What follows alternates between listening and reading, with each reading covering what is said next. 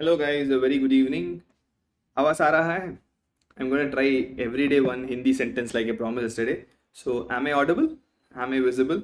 Am I visible? I'll try tomorrow. Fine. If you guys can help me with the Hindi text of what does am I visible means, let's do that as well. Okay, great. Good evening, Snegajit. Good evening, Jean Sevi. Good evening, Vaibhav. Good evening, Ankita Singh. Giant Medico and Jean Sevi, put your name. Your name is much more powerful than all these synonyms. Fine. Okay, so let's start with hyperplasia and hypertrophy today. So this will be in the good evening, Lalit. How are you? My Hindi teacher is Dr. Lalit. He used to teach me a little bit of Hindi last year, but he disappeared in between. Fine. Next time, change the name to Aditya. Aditya is much more powerful than Jean Sevi. Fine. Okay, let's start. So we will be talking about hyperplasia and hypertrophy today. I'm going with hyperplasia hypertrophy. Vaibhav, it will be great if you can you put that in English, because Hindi text is uh, that will be much better for me than try it in the same text in English, right? Okay, let's start. So we'll start with hyperplasia and hypertrophy. If you look at Robbins Pathology, how it will be written is hyperplasia and hypertrophy will be in the last end of the chapter, not in the first of the chapter. But I want us to read this first and the rest to be last, because I'll tell you hyperplasia hypertrophy happens before the cell damage or before a cell injury, right? Okay, definitely, right? I promise I'll do, and here is Robin side by side. Okay, so I want you to know before entering into hyperplasia and hypertrophies, this is a concept called as cellular adaptation. Fine. Okay, we'll continue. We'll have a discussion later on. Fine.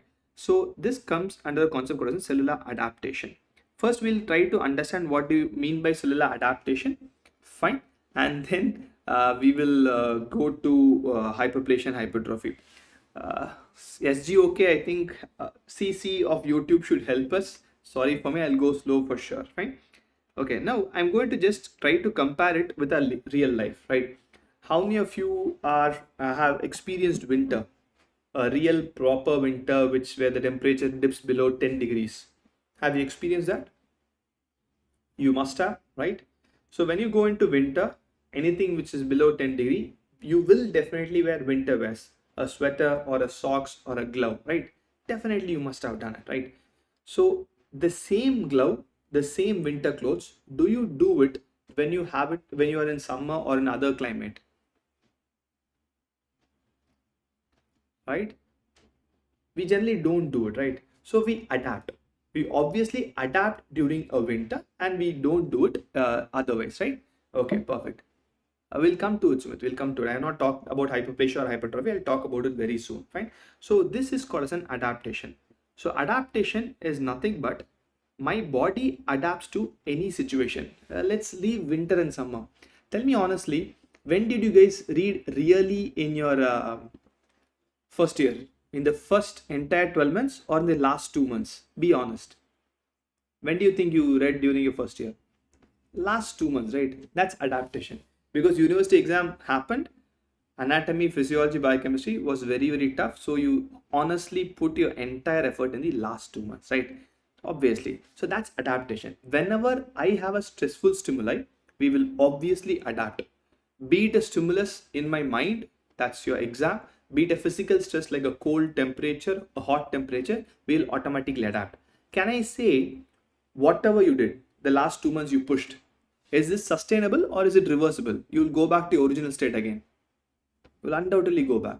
I cannot wear a winter cloth in summer, neither I can wear a summer cloth in winter, right? So all the adaptation, the first sentence which I want you to remember is, it is reversible if I remove the stimuli, right? It is undoubtedly reversible if you remove the stimuli. Otherwise, it is definitely irreversible, right? That I never want you to forget it. All the cellular adaptations are reversible. There are totally 4 cellular adaptations: hyperplasia, hypertrophy, metaplasia, and atrophy. Metaplasia and atrophy we'll see in the next class. We'll try to cover hyperplasia and hypertrophy in this class, fine? Okay. The same thing. There are a few definitions which I want you to remember. Nothing much to read in that, so I just put it here, right? Hyperplasia. Sorry, first we'll go to hypertrophy. Hypertrophy means it's increase in the size of the cell and not the number of the cell. Obviously, when the size increases, what do you think will happen to the organ? Let's say all my heart muscle fibers is increased in size. So will the organ increase in size? Obviously, right? which will result in an increase in size of the affected organ also. It's about the size of the cell and not the number of the cell. It's about the size of the cell, right? There are two types of cell types in our body, right? Great command. Okay, there are two types of cell types in our body. A cell which can divide, a cell which cannot divide. We did read about terminally differentiated cells or permanent cells in cell cycle, right? So tell me, which of these two cells can undergo hypertrophy? A cell which can divide or a cell which cannot divide, or both? Which cell can increase in cell size? A cell which can divide or a cell which cannot divide, or both? By default, both, right? There are cell types which can divide, can definitely increase in cell size. At the same time, which cannot divide also can definitely increase in cell size. In little things, everything, right? Anything can increase in the cell size. But I'm just going to the next topic now itself. Tell me which can increase in cell number amongst these two. Which cells can divide and increase the number? A cell which has the capacity to divide or which cannot divide? Obviously, cell which has the capacity to divide, right? I'm writing here itself. This is the one which can undergo hyperplasia also. Hyperplasia, that is increase in cell number, happens only in cells which can divide, and hypertrophy can happen in cells which can divide and which cannot divide, right? Okay, perfect. Now let's look at the mechanism of hypertrophy. We are in hypertrophy. Let's look at the mechanism of hypertrophy, right? A cell has to increase in size. I'm again asking you a simple question. When do you think a cell will increase in size? When the nucleus increases in size or the cytoplasm increases in size? When do you think a cell can increase in size? Nucleus or cytoplasm? By default, cytoplasm, right? I have a small cell like this. If this has to become big, obviously nucleus cannot become very big, right? Hypertrophy means, Sumit, you must have seen bodybuilders, right? The muscle is big. That's what is hypertrophy. Hyper is increase, trophy is size. Anything which increases cell size, I call it hypertrophy. There's a normal cell, there's a hypertrophied cell. It's just bigger cell, that's all. Fine, Sumit? Okay. So obviously cytoplasm to increase. Again, going back to a 12th standard. Tell me, what do I have in cytoplasm? DNA, RNA or protein? What is there in the cytoplasm of any cell in the body? By default, it is protein, right? So by default, hypertrophy mechanism is there will be increased in the mRNA content, which will translate into, like someone said, cellular proteins. I'll definitely have increase in the cellular proteins, right? So that is what primarily hypertrophy means. It's increase in cellular proteins, that's all, fine? Okay. Hypertrophy means increase in the cell size. That's what simple meaning of hypertrophy is. Hypertrophy is increase in the size of the cell. Due to that, the entire organ increase in the cell size. That's the definition of hypertrophy, fine? Now we know the mechanism of hypertrophy also. Robbins divides hypertrophy into physiological and pathological, which means I see in a normal condition and also I see an abnormal condition. Spores, Arjun, you're talking about your spores of fungus, those ones? I am a doctor, Sumit. Okay, fine. Now let's look at physiological hypertrophy. So there are two reasons why an organ can undergo hypertrophy. The common reason is mechanical stimuli or the functional demand. The best example for this is skeletal muscle. So when you have a skeletal muscle and the person is going to do an exercise, a simple exercise, right? When you lift a dumbbell, obviously the cell increases in size, right? So a skeletal muscle, when I'm going to lift more and more and more in weight, my muscle increases in size. That's the best example for physiological hypertrophy, right? Okay. Fungi, I am not the right person to talk about that, Arjun. I think Dr. Mamta will be the right person to talk about it. I will stick to human body things, fine? Everything's negative. Everything cellular cytoskeletal elements, the proteins, the organelles, everything in the cytoplasm will increase. Primarily the cellular proteins, fine? Exercise is the best example. Can I say when you stop exercising, automatically cell will reduce in size? It will by default reduce in size, right? So there's also one more stimulus called as a hormonal stimuli. It is not directly hormonal stimuli. In addition to the functional demand, I'll have hormonal stimulus also. Let's take, for example, pregnancy. So when a woman is pregnant, can I say the uterus will accommodate everything inside? Great question, Swastik. If the DNA is the same, can I assume that the translation alone increases? Because transcription translation is something which you must have read in your first year, right? DNA is there, one template. I will transcribe, produce an mRNA, send to the cytoplasm, produce a protein. Again, I will transcribe, produce an mRNA, send to cytoplasm, become a protein, right? So DNA content will be the same. RNA content, based on repetitive transcription, it increases. That's all. Clear? Okay. Stimulation means stimulation, like if I touch, you can feel it. That's a stimulus. Anything which elicits a reaction is a stimulus. Fine.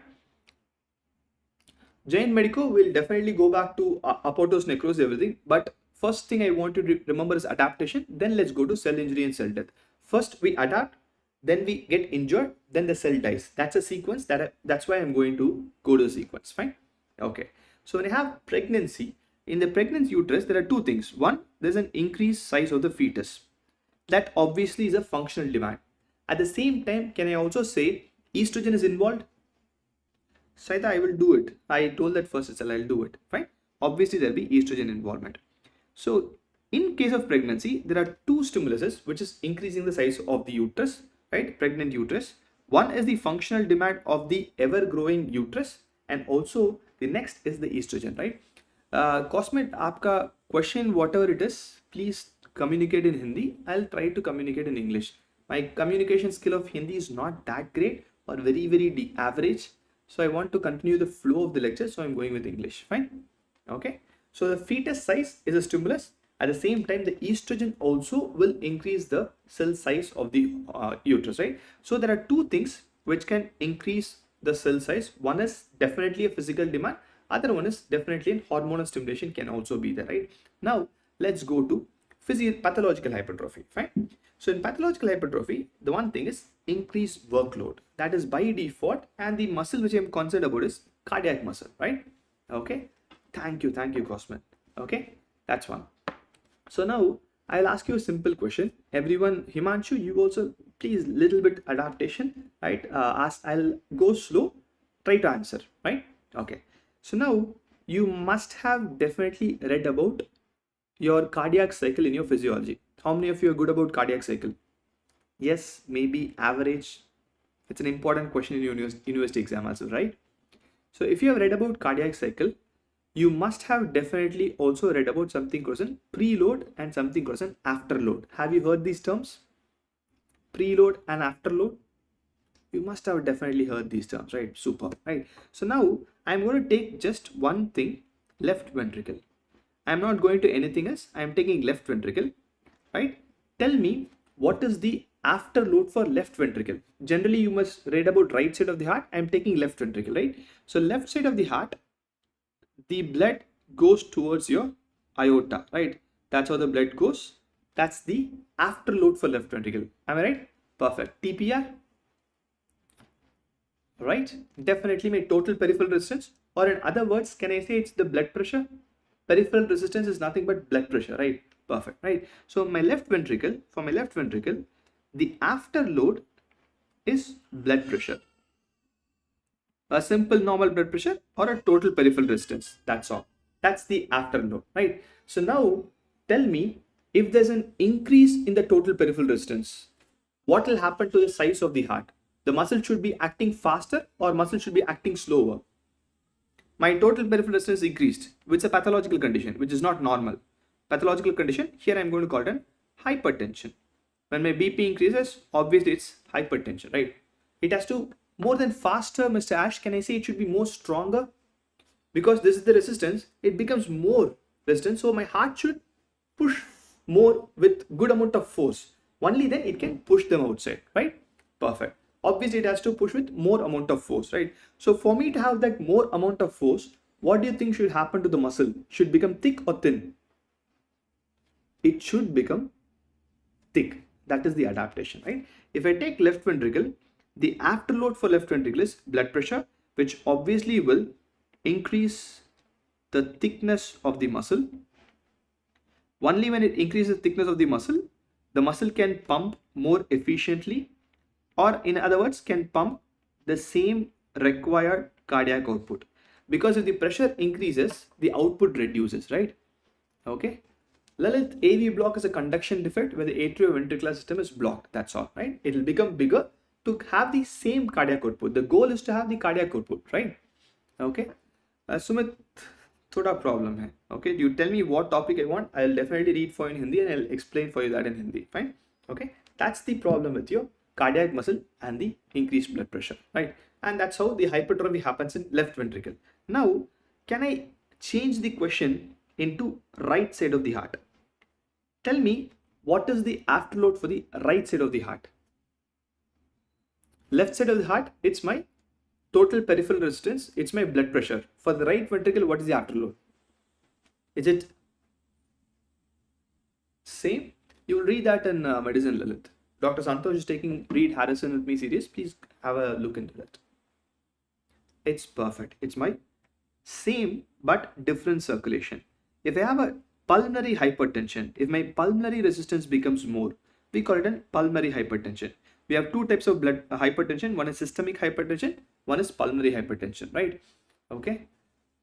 Cardiac muscle, I don't know, even if I know Hindi, I don't know the dil ka muscle, if I can say that. It's muscle of the heart, okay? So it's pulmonary hypertension will be more, definitely the right ventricular volume will also become more, fine? Okay, that's what happens in your hypertrophy. This is pathological hypertrophy, right? So now we know the exact mechanism. Let's talk a little bit about the exact molecular pathway. What happens? I know for a fact that there's going to be increase in the muscle mass, increase in the cytoskeletal protein. But what makes them increase? We'll just have a look. This is a flowchart from Robbins.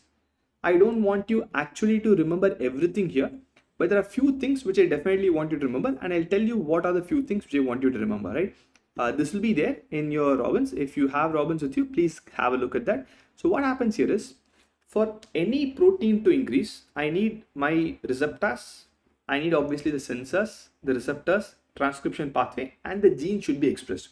Only when the gene is expressed, DNA becomes RNA, RNA becomes protein, right? So one is mechanical stage. More pressure I put on the heart, definitely more of the output will happen, right? Next is few things, hormones. Like I said, hormones can also be reason. Next is few growth factors. Obviously, sometimes when there's more growth factor, the organ will definitely become bigger, right? Okay. Sure, Sumit. Good.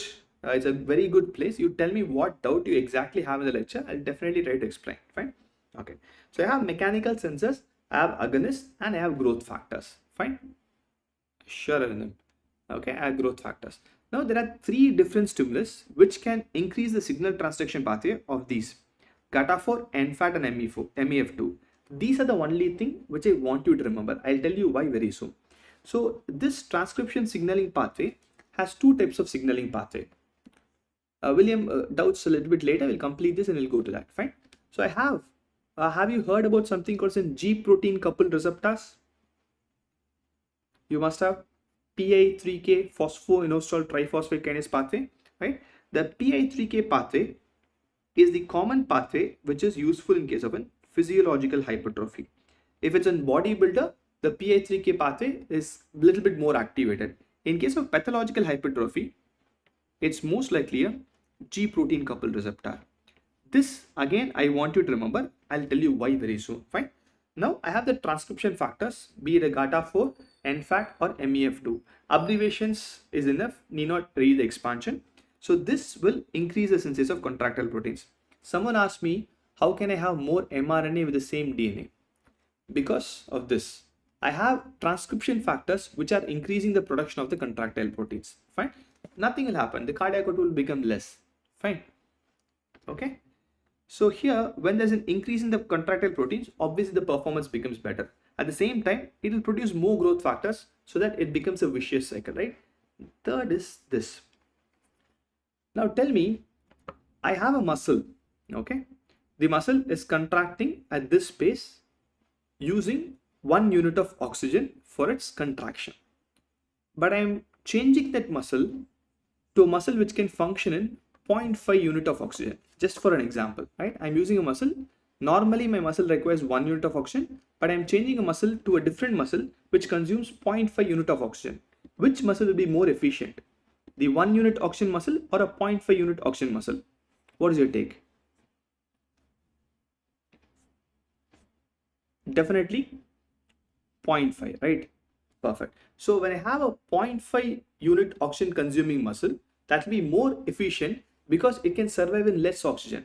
So can I say when the muscle mass becomes thicker, I would require less, the muscle which requires 0.5 unit oxygen? Definitely, like Swastik said, I will convert the muscle fibers from my alpha isoform to beta isoform, right? That's what it does. So there'll be few changes to embryonic protein. This is considered to be in cardiac muscle. In cardiac muscle, the alpha isoforms become beta isoforms of myosin. So when this happens, they become more efficient. Same muscle, but different isoform, so it becomes more energy efficient so that they can work even in less oxygen and give the same output, right? This change also happens, right? Now, perfect. Now let's see, I'll just zoom this out a little bit. We saw about cardiac hypertrophy, right? So a patient had blood pressure, increase in blood pressure, and because of that, the heart adapted and became more thicker to maintain the same cardiac output. This phenomenon is good for the patient or poor for the not useful for the patient? What do you think? Is good for the patient or not good for the patient?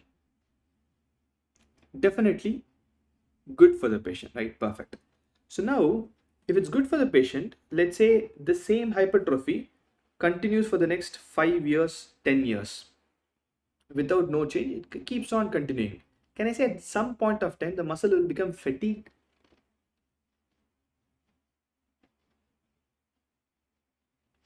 So I think what I was talking is, I have this thick muscle fiber, it became this much thick. So obviously the blood supply required will be more, oxygen supply required will be more if it's the same thing. If it's becoming this thick and I'm reducing the oxygen supply, I can survive with the same blood supply or same demand. That's what I was talking about. I'm having more energy efficient fibers, fine? Okay, it will definitely fail. After some point of time, it will fail. Now, when this continues, by default, I'll have cardiac dysfunction or it will result in cardiac failure. Okay, now I have two things. One, I can control the stimulus. What's the stimulus here? Blood pressure. Make sure the patient takes tablets and is always under 120/80. That is a bit difficult to do because blood pressure variation happens a lot. Or the second, can I block this? If I block the transcription pathway, will the hypertrophy happen? It will not happen, right? So I'm having drugs either to control the blood pressure, that's obviously the first line, but there are few people where blood pressure cannot be controlled. In those people, I'm developing inhibitors for this. That's the only thing which I want you to remember this flowchart. There are inhibitors developed against all these transcription factors. Some of them are in first phase of trial, second phase of trial, but there is a possibility for me to stop cardiac hypertrophy even if the hypertension is not controllable, fine? Definitely, Sumit, they can get over a long-term period. I won't say heart attack, I would say cardiac failure will be a little bit better compared to that. And that's one reason we have to remember G protein coupled receptor. Because I can block a receptor, I can block a transcription pathway if I am not able to control hypertension. If I'm not able to control hypertension, I can stop this and make sure this comes back to normal, right? That's what hypertrophy is about. We know what is hypertrophy, we know the mechanisms. We know two reasons for physiological hypertrophy. One is hormonal induced, one is functional overload, and we know one example for pathological hypertrophy, right? This is the image in Robbins, okay? Okay, I'll just say a very simple example to recollect images, because images, unfortunately, histology was difficult, right? You looked into the microscope in the final exam, or you know the label number. How did you clear your final exam of histology? The number, right? You must have memorized. Okay, 25 is squamous epithelium, right? Squamous epithelium, right? We are not going to do that. We are going to understand each and every diagram, because each and every diagram is very, very, very simple. It's all about H and E, right? How many colors are there? Everyone knows the number, right? Every slide is easy, Snehajit. We'll make sure that every slide becomes easy for us. I have only two colors, right? I want you to remember this forever. Never ever forget this. If it's blue in color, I'm talking about H and E, that's all. If it's blue in color or hematoxylin stain, this is your nucleic acid, either DNA or RNA. DNA or RNA will be blue. pink, rest everything will be pink. Rest everything, organelle, cytoplasm, proteins, everything else will be pink in a cell. If it's clear, my first thought is fat. We'll see why fat is clear when we go to fat problems in the first chapter, fine? These are thumb rules for histopathology image diagnosis. Blue is DNA, RNA, rest everything in my cytoplasm is pink, and clear is fat, right? Now I have this image. I'm sure you must have seen this image in Robbins, right? Okay. So tell me, I'll just zoom the first image. What is the structure? I'm going to circle few structures and I want you guys to tell me what they are. What are these? What are these? What are these structures? Cytoplasm or nucleus? Just that. Maybe I'll erase it a little bit. What are these structures? Yeah, perfect. They are easy. They are nucleus, right? Now tell me, the nucleus here is round or elongated? It's DNA, RNA. That's enough for me. DNA, RNA means must be a nuclear component, right?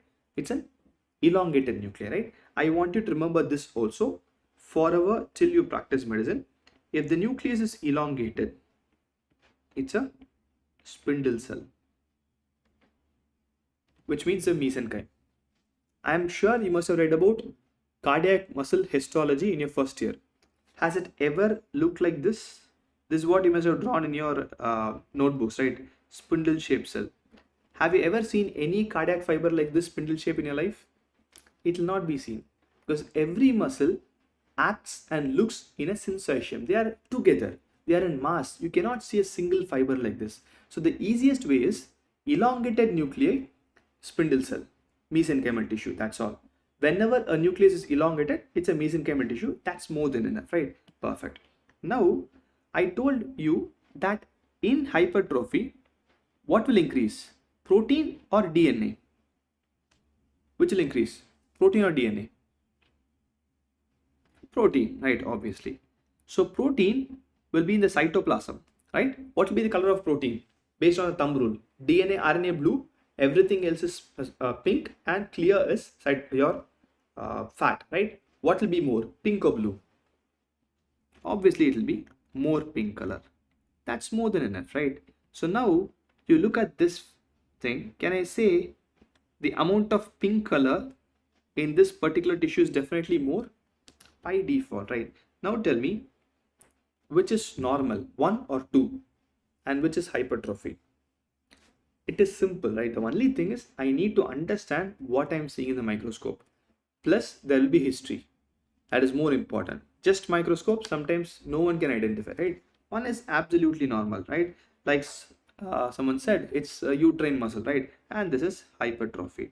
If you want to compare Robbins, I have an edition of Robbins which is there. Let's go. There's an image.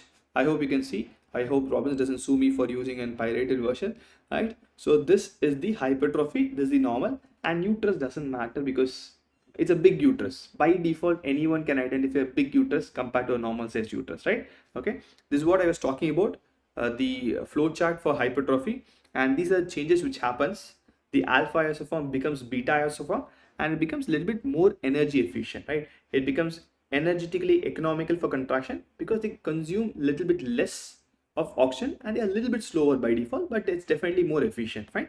Okay, and if you look at the physiological and pathological, pathological is almost always cardiac muscle due to increased overload, and physiological hypertrophy, I have pregnancy is a very good example, and also you can have the individual skeletal muscle based on the workouts. And mechanism, these are things which I drew in the form of the flow chart. The same, I'll have sensors, either phosphorus or triphosphate for your physiological, G protein coupled pathway most of the time for pathological hypertrophy, and I have few signaling receptors, and these signaling receptors is what is going to end up in this. You have GFAT, MEF2. If you want, remember the expansion, otherwise not required. Just remember GADA4, NFAT and MEF2. All these are going to change the things which will result in hypertrophy. Fine? Clear? Any doubts? Do let me know. Swastik, mesenchymal tissues, anything which comes from the mesoderm. Right? Everything in mesoderm is mesenchymal. Clear? Done? Let's go to the next one, which is hyperplasia. Right? So we're going to talk about hyperplasia. So hypertrophy means increase in the cell size. So what do you guys think about hyperplasia? What do you mean by hyperplasia? Cell size or cell number? It's not rocket science, right? It is cell number, that's all. It's increasing the number of cells, right? It's increasing the number of cells in response to a stimulus. We'll talk about what is a stimulus. It's just the number of cells, right? Now tell me, which cell can divide? Which cell can undergo hyperplasia? A cell which has the capacity to divide, or a cell which never has the capacity to divide? Obviously, cells which can divide can undergo hyperplasia, right? Very, very simple. I'm not talking only stem cell can undergo hyperplasia. Any cell which can divide can undergo hyperplasia, right? Just one more question for you. A neuron, can it undergo hyperplasia? No. A cardiac muscle, can it undergo hyperplasia? No. Right? A smooth muscle, can it undergo hyperplasia? Smooth muscle. A smooth muscle can divide. A smooth muscle can undergo hyperplasia, right? There are two main types of muscles, striated muscle and smooth muscles. Striated muscle, that's cardiac and your skeletal muscle, generally cannot divide, and your smooth muscle definitely can divide. So smooth muscle can undergo both hyperplasia as well as hypertrophy. Do remember that, right? That's a difference here. And the mechanism of hypertrophy, mechanism of hyperplasia, there are two hyperplasias here, right? Two mechanisms here. One, like you guys said, stem cells by default, right? One is obviously increased stimulation of stem cells. Whenever stem cells are going to be stimulated more, by default, the resultant organ or structure is going to definitely become more, right? Actually, there's one more mechanism of hyperplasia. Most of the time, it's stem cell driven. Second is, it's growth factor driven. I want you to remember this also. I'll tell you why. Okay, if it's growth factor driven and versus stem cell driven, if it's stem cell driven, can I say I will have a problem in long term? Because whenever I stimulate more and more and more stem cell, what will happen?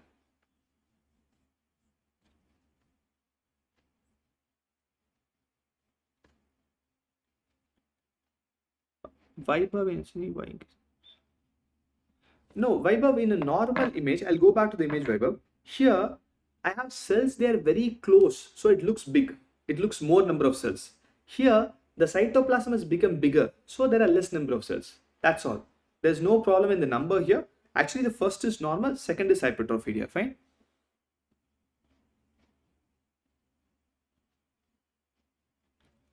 Sunny, there'll be no mutation because here I'm having a protein production excess, right? If a protein is produced in excess, the cell becomes bigger. DNA is still stable. If you feel there is a mutation, I cannot produce a protein because a mutant cell cannot produce a normal protein, right? So when protein is produced normally, which means the cell is functioning normally, there's no mutation, right? Only when I touch the DNA, I have a problem. DNA is where I have the mutation.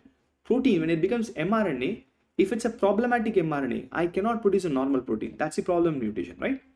Okay. Okay. So now here, I do have a risk of cancer development when there's a long-term stimulation. But when it's growth factor driven, more and more and more growth factors are coming, I actually don't have a risk of cancer formation, right? Mostly I'll be concentrating on this. There's an example. That's why I gave a example. Like it can be growth factor driven also, right? Let's go to physiological hyperplasia. Robbins again talks about two main things in physiological hyperplasia. One is again hormonal induced, other one is compensation related or compensatory hyperplasia. Hormonal induced, the best example is the one which we read in our first introductory class, estrogen and menstrual cycle. So in my menstrual cycle, you have a phase called as proliferative phase, right? So the proliferative phase of menstrual cycle, obviously estrogen increases the epithelium. That's why we call it hyperplasia, right? Compensatory. Most of the time, if they have started your class in pathology, one example every pathology professor gives, right? Compensation means, Danish, I'll give you an example, right? This is one of the most common examples, must be given in most of the pathology lectures. I have a liver. I cut half of the liver. Will the rest of the liver come back? Because liver is one organ which can proliferate to any extent, right? That's the capacity of liver. That's what compensation is, right? I am removing half of the liver, the rest of the liver compensates. That's compensation, right? Someone is making up for something. Let's say that you're not read one chapter, your friend helps you. That's compensation, right? So definitely it'll come back. This compensation related. And here it is due to growth factor. Now tell me, if I'm going to cut one liver and the second liver grows and this lobe of the liver completes it, will the stimulus stop? It will stop. Will this hyperplasia become cancer? Sorry, Swastik. It will not become a cancer, right? Compensatory hyperplasia in a liver, this is due to growth factor related. When it's growth factor related, they will not become cancerous. It's just compensation. Once I'm taking care of it, it will stop, right? Second example for compensatory hyperplasia is bone marrow. Okay, in bone marrow, we have a disease called hemolytic anemia. Leave hemolytic anemia, right? Let's say that you fell down, an accident, you lost 20 or 30 ml of blood, just for an example. Will my body compensate that loss? Obviously, we will. That's metamorphosis, right? It'll come back. It'll definitely come back. It's due to growth factors. My body will definitely compensate for that, right? Dinesh, I hope you understood the word compensation. Fine. Okay. So let's assume you have a trauma and there's a blood loss. Okay. So when there's a blood loss, by default, my body will compensate for the blood loss, right? So this will definitely increase the RBC production, and that also is hyperplasia, because my bone marrow undergoes hyperplasia to compensate that. Fine. Okay, Kamran, there are multiple things with inhibition, right? So one of the types of inhibition is, if you remember, since you have completed your second year, I hope you remember about the E-cadherin, right? So when I have a cut end of the liver, this area of the liver will not have E-cadherin, so it will keep on growing. That's also a stimulus for me, right? So when I have a complete liver formed and I don't have enough space to grow, space is not there. Obviously, cell cannot grow. If it attains its normal original portion, it will automatically stop. Or in other words, when it grows this much, the stimulus will become less. When it grows this much, it will become even more less. Over the period of time, it will automatically stop, right? Because if I achieve normal homeostasis, it will definitely stop it, right? Okay, it's fine. It's completely fine. You'll definitely remember it in future. Okay. So I have two types of physiological hyperplasia. One is due to hormonal. One is compensatory. Perfect. Now, Sarkar, Swastik, I'll come back to your same question. Tell me, will a person lose blood every day throughout life? Or in other words, it's trauma induced, right? Will it stop after some time? It will stop after some time, right? I won't lose blood every day for my bone marrow to be stimulated every day, right? Right? It's very, very unlikely for that to happen, right? So that's why I might not have compensatory related cancer formation in bone marrow. You might have a doubt of this again when we go to hematology. That time I will explain whenever you have that doubt, right? As of now, the stimulus will stop. When the stimulus stops, the hyperplasia automatically will stop, right? Now let's go to pathological. Pathological, I'm going to give you three examples. One is simple extrapolation, endometrium, right? So whenever there is more amount of estrogen, there are many conditions with high amount of estrogen. When you go to OBG, we'll read them. We have hyperestrogenism due to anovulation, like we saw last time. We have some disease called as PCOD, PCOS. Again, more estrogen level, right? More estrogen, I'll have more endometrial proliferation, or we call it endometrial hyperplasia. Okay. Now, if I'm not able to stop this more estrogen, right? Let's go back once to your physiology or biochemistry, very much I read this. Which organ or which cell in my body converts peripheral active estrogen? There's one cell in my body which can convert the peripheral active estrogen. Which cell is that? Your adipose tissue, right? So a patient who's obese, right? A patient who is obese will definitely convert more amount of adipose tissue, right? I'm coming to that, Saugata. Right? Adipocyte will convert more peripheral active estriol, right? So now when a person is obese, the amount of adipose tissue will be more active. So it will produce more estrogen level. It will keep on causing endometrial hyperplasia. Tell me honestly, obesity is curable, not curable? Difficult to cure, easy to cure? Very, very difficult, right? I've had multiple times gym subscription. After 1 month, I'll cancel it. Most of us do the same thing, right? It's very, very difficult to treat. It's a silent pandemic, right? So if the estrogen stimulation is persistent for years, right? Obviously here it'll be persistent. It'll be there for years. Automatically, this can become endometrial carcinoma, right? So now tell me, obesity is a cause of endometrial carcinoma or etiology or a risk factor? Let's see if you understood my first lecture properly. Obesity is an etiology for endometrial carcinoma or a risk factor for endometrial carcinoma? It's a risk factor, which means not every obese woman will have cancer of endometrium, but few of them who it increases the risk, right? If many other factors are involved, definitely there is a risk of having an endometrial carcinoma. Amazing, great. Now let's come to prostate. So prostate again is due to testosterone.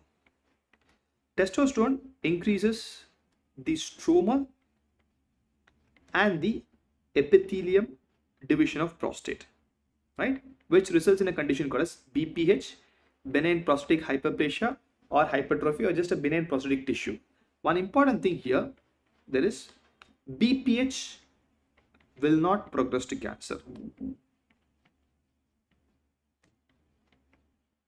The reason why BPH will not progress to cancer is this is due to receptor related. We'll learn about BPH when we come to prostate and pathology. That time I'll reiterate this point. That time you will better understand it, right? So testosterone is what causes BPH, but BPH directly will not go to cancer. If you have this much BPH tissue, this will not become cancer. But here it's primarily due to stem cell stimulation. Whenever stem cells are involved, by default, they have an increased risk of carcinoma, right? This can come in a viva because if you remember one thing, estrogen, you'll always say testosterone also might act in the same way. This can also cause prostatic carcinoma. BPH will not progress to cancer. Do remember that, right? Now let's take skin. Okay. You're very early in your second year, but still, have you heard about a condition called as warts? Skin warts. Have you heard about this condition? Does it ring a bell? Skin warts? Maybe, maybe not. Okay, you must have. Okay, some of you have. Fine. Prognostic means progresses, not prognostic, progresses to cancer. It will not move from a BPH, it will not become cancer. Fine. Perfect. Caused by HPV. Genital warts, same way, right? So warts, there are skin, genital skin or normal skin caused by a virus. So this virus, someone said HPV. HPV stands for human papilloma virus, right? This human papilloma virus can also increase the cell division of skin, and this can by default can cause hyperplastic skin, which are nothing but warts. It can be genital warts, it can be skin warts in any normal skin. Warts primarily, fine. Now tell me, it's a virus. Virus will go and touch the DNA or not?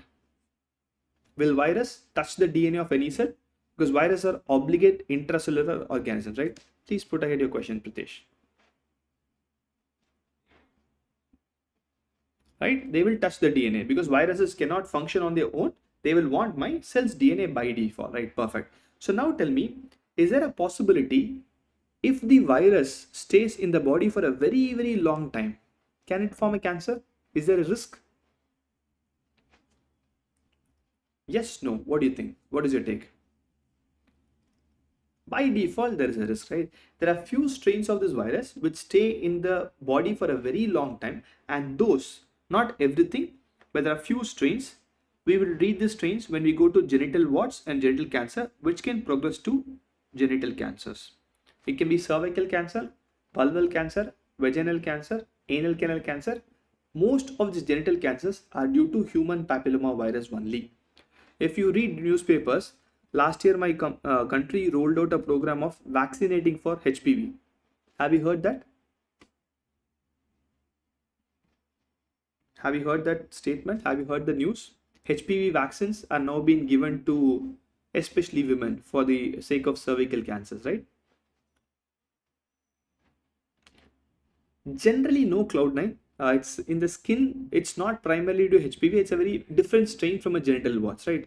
So our country is pushing for HPV vaccine because quite a few genital cancers are due to HPV. It's a virus. And if I give a vaccine against the virus, I can easily stop that. That's the goal. That's the reason why I'm trying to vaccinate the entire country, starting with women. Hopefully, it is very expensive. Hopefully, when my country becomes more affordable, it will push to men also. It will push to male children also. But if you can afford for HPV vaccine, please get it sorted, because HPV vaccine prevents 70% of cancers due to all these viruses. 70%, right? It's worthwhile. Aditya, it's really worthwhile. It's expensive, but it's really worthwhile. Hopefully, if you can afford 3 doses, get it done with. Fine. So that's about hyperplasia. Again, we know about what is hyperplasia. The mechanism of hyperplasia, two mechanisms. One is stem cell driven, growth factor driven. Third is for us your physiological. Examples for physiological we saw, and for pathological also we saw, and we know the mechanism already, right? Now I'll show you one image. Okay, there's an image. Can anyone tell me, though it's a very low power image, can anyone tell me what structure is this? I'll give you an example. Will you call it a stroma? Will you call it a gland? How will you call it? Stroma or gland? Just tell that.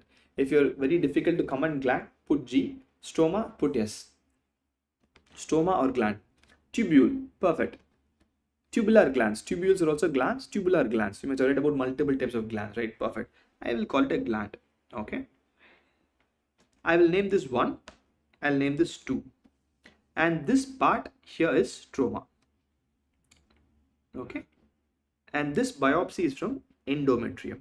I'm just trying to apply very simple logics. This is not there in Robbins. Just to apply and to see if we can diagnose abnormal things, right? Now, tell me, in which of these two images there are more glands, 1 or 2? Which has more glands? Which has more glands, 1 or 2? By default 2, right? This is more glands. So can I say there's hyperplasia and 2? That's all. Again, I don't want you to know how a gland looks, what epithelium it is, doesn't matter. Gland means it's a structure with a lumen, which every MBBS student will definitely know. One is less gland, one is more gland. Definitely, I will say it's hyperplasia, right? That's how you pick up things. It's not about the slide. Please do remember, it's about the patient. It's not about pathology. It's about the patient. If you sync the patient, definitely you can diagnose slides very easily. Maybe your HODs might be a bit difficult and give you a slide without a history. Nowhere in real life you will have a biopsy without a history. It's very simple. More glands, hyperplasia. That's all. And this also you need to memorize more glands. After you not memorize, I should look for glands, because that also is a problem, right? Which should I look for, stroma or glands? After proliferative phase, what's the second phase of menstrual cycle? What's a phase called as proliferative? Then secretory, right? Which secretes? Gland secretes or stroma secretes? Gland secretes. So the primary thing in my endometrium is gland. Gland proliferates and gland secretes, right? Yeah, ovulation is an event, it's not a phase, so it's an event. After that we have secretory phase, right? Perfect. So gland will proliferate, gland will secrete. More estrogen, more gland proliferates, as simple as that. So I also know where to focus on. You have everything required for you to study. The only thing is you have to connect the dots. I'll help you to connect the dots. What is the question, Pritesh? Did you ask the question? If not, please let me know. Okay, that's about hyperplasia. Let's go back to our Robbins. This hyperplasia. So hyperplasia by definition is the increase in the number of cells. I'll try to mark it. I'm not sure if I can mark it. Okay. You have physiological hyperplasia. The female breast during puberty and during pregnancy. I didn't talk about this. I'll tell you why I didn't talk about this. Tell me, is any gynecologist going to be worried if the pregnancy uterus is due to hyperplasia or hypertrophy? It becomes big, that's all, right? Which means it's not useful for me. I'm not going to read about it. Breast will increase in size during puberty by default. Again, not useful for me. Clinically, correlation is not useful for me, right? I do know that, but yes, I have physiological hyperplasia, and we have compensations in the form of the liver. Liver has compensatory hyperplasia. Just give me a second. Let's say in the PDF, right? And blood due to hemolysis. These are few examples of compensatory hyperplasia. And come to pathological, the same thing here. Your endometrium can undergo hyperplasia, hormonal induced hyperplasia of the endometrium, and it can increase. There will be more in stories there. If you read the stories, the concepts become more organized and more memorized. That's all. It retains for a very long time. Fine. Okay. Again, give me a second. Okay, and here if you go to this part, you will have the viral infections. That's my human papillomavirus, the genital warts increase in size, and also somewhere here you'll also have about PPH. The only thing is, remember this. This part is what is required.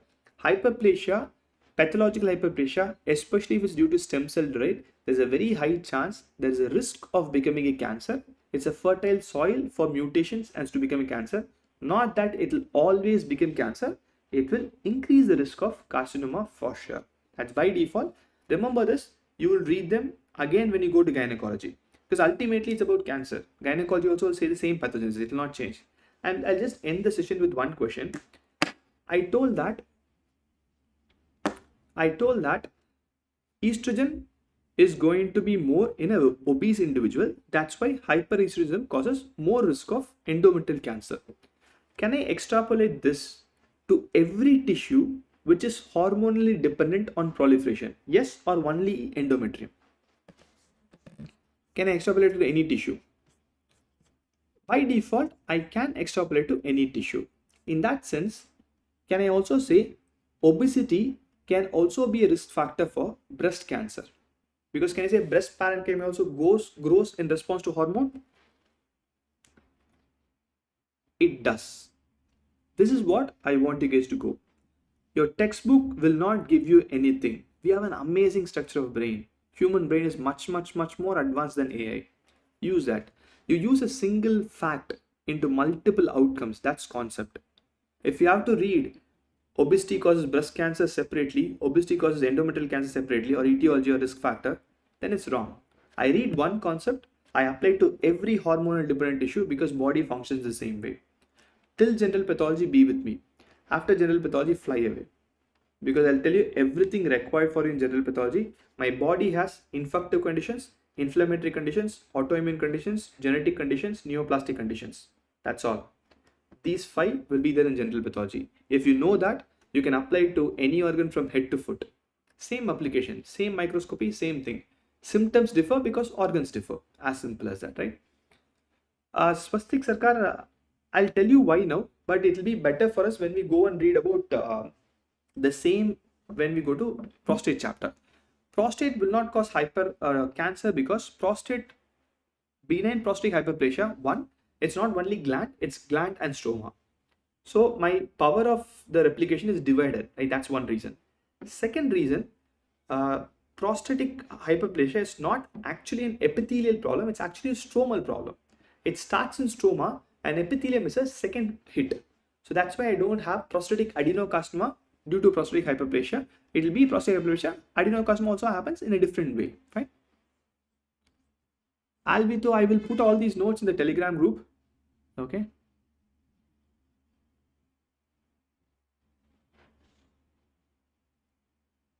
GTH means gestation. What is GTH? Growth hormone. I don't know what is GTH. Please, can you expand? Sometimes brain freezes. Gonadotrophin stimulate that hormone. You're talking about that.